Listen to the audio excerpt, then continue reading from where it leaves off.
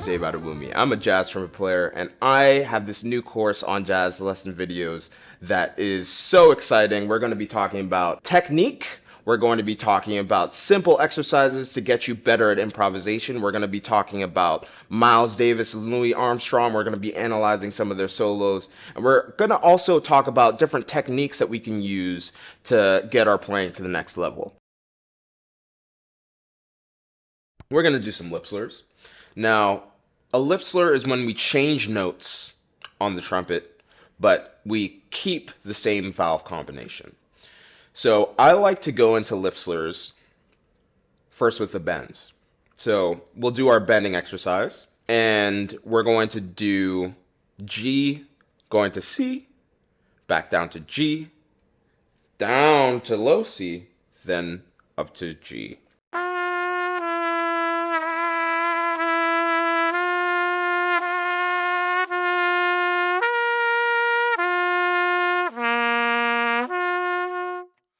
And then you can do that with F sharp going down.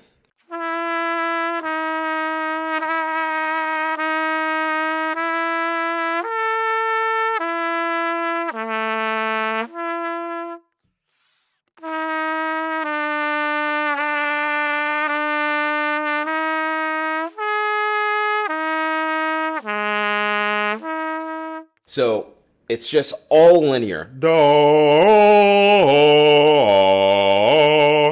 Instead of thinking of it as oh, because once you start thinking of note, note, note, note, note, you're going to start thinking about the trumpet as just steps on a ladder rather than all of the notes just right in front of you. And all you need to do is just grab them. So that's the way that I like to approach it, by thinking of everything as just happening in a straight line. And for the smaller intervals, I want to make the bigger intervals kind of just feel like a smaller interval. So here's an enclosure exercise.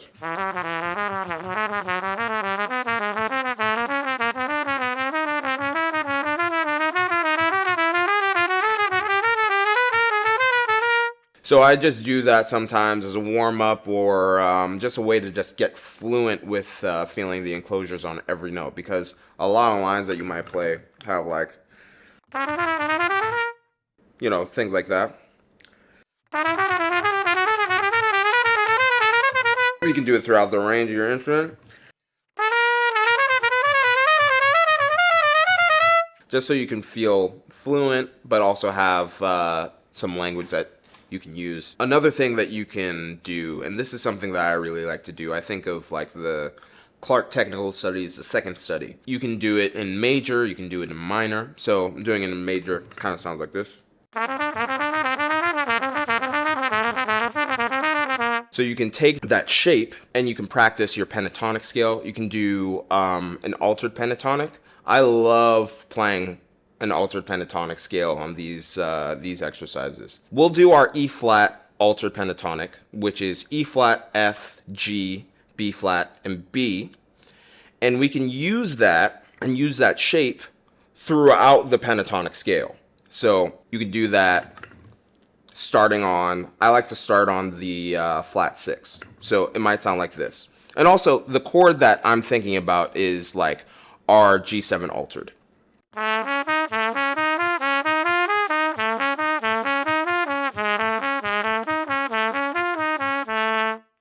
So this is an example of Louis Armstrong's Potato Head Blues. And we're going to go in and analyze the solo later.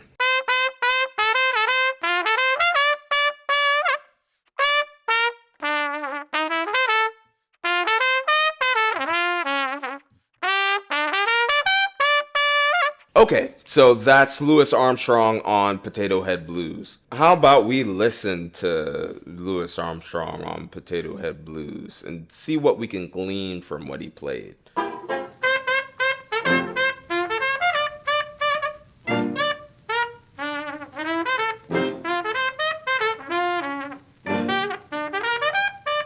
I want you to notice something about why the solo is so great. So a lot of people will be like, oh yeah, it's because, you know, he's really specific about the harmonic choices that he's making.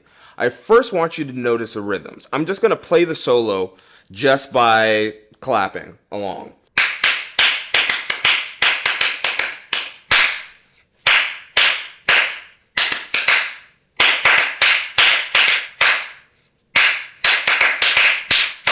That sounds like something a drummer would play.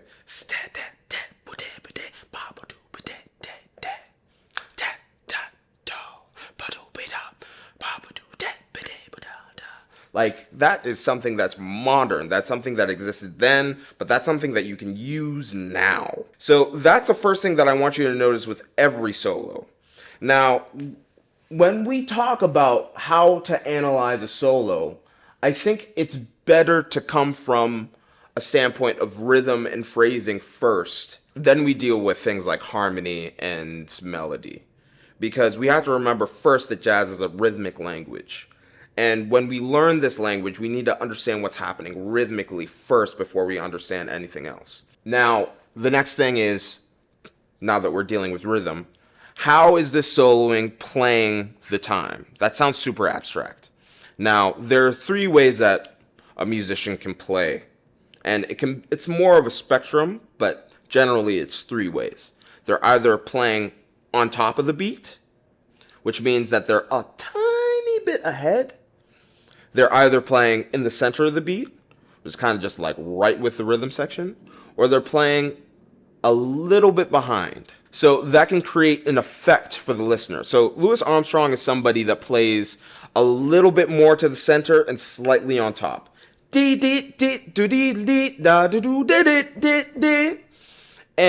another thing that you want to think about is the way that they swing their 8th note. Louis Armstrong is coming out of the earliest jazz traditions, and those jazz traditions are coming out of ragtime, which is essentially like an amalgam of the things that are more African influenced through Congo Square and the marching tradition within America. So with that, his technique is kind of coming out of a cornet style of playing, which is heavily articulated. He's incredibly swinging, meaning that his 8th notes kind of sound like do, da, do, da, do, da, do, da, do, but it's also heavily articulated. Dee, dee, dee, dee, dee, dee, da, do, do, da, dee, dee, dee. So he's using a very powerful single tongue when he's playing those lines. Now let's talk about Louis Armstrong's phrasing. One of the amazing things about TV shows is that they give you this suspenseful moment right when the episode is about to end. Phrases are the exact same way. You want to build up momentum for the listener to be on the edge of their seat. Dee dee dee bo dee dee da loo dee dee dee dee dee ba bo bo do be da. And it's just like, oh, what's gonna happen next, Louis? Ba ba doo dip ba dee dee doo. Okay. Be da ba doo bo dip boop boop. So every single phrase excites the listener to listen to the next phrase. And it's also divided in 2-bar phrases. Dee dee dee boo dee dee da dee dee dee dee dee dee dee doo boo doo be da bo boo doo bit biddy loo doo dee boo boo doo biddy beep beep. So these are stop time phrases. So the rhythm section plays every 2 bars. Dee dee dee dee dee dee da dee dee dee dee dee dee dee doo doo doo dee dee.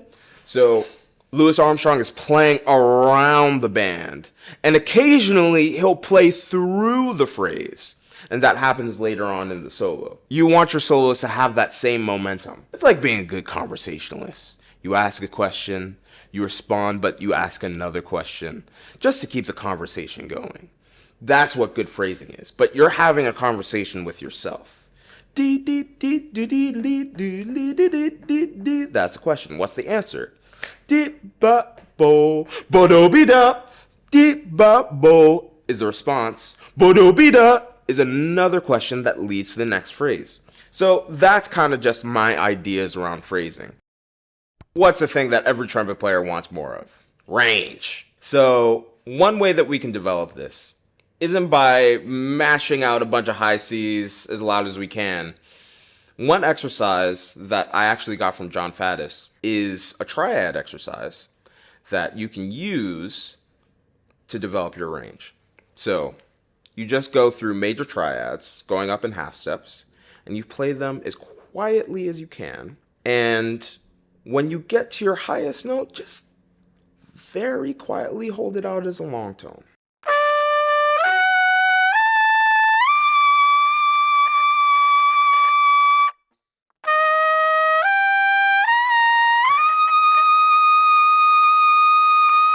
So if those notes are a bit too high for you, I recommend that you start lower than that. But still, you maintain that really quiet sound and then hold it out as a long tone. So where I would place this is probably closer to the end of my warm-up or my practice session. Because after these, I start to feel a little tight, and then I'm not able to do some other things if I have like a gig later on that night. I usually don't do those range exercises, but whenever I don't have a gig, I try to do something like this. Another great range building tool is something that's coming out of the Carmine Caruso school. So the basic form of this, and you can check out there's a series of videos by Julie Landsman. She's the world expert on the Carmine Caruso pedagogy. And the exercise that is famous from the Carmine Caruso school is this exercise called seconds. And it's when you play the horn and you play literally seconds of the G major scale. You maintain mouthpiece contact and you breathe in through your nose. So it kind of sounds like this.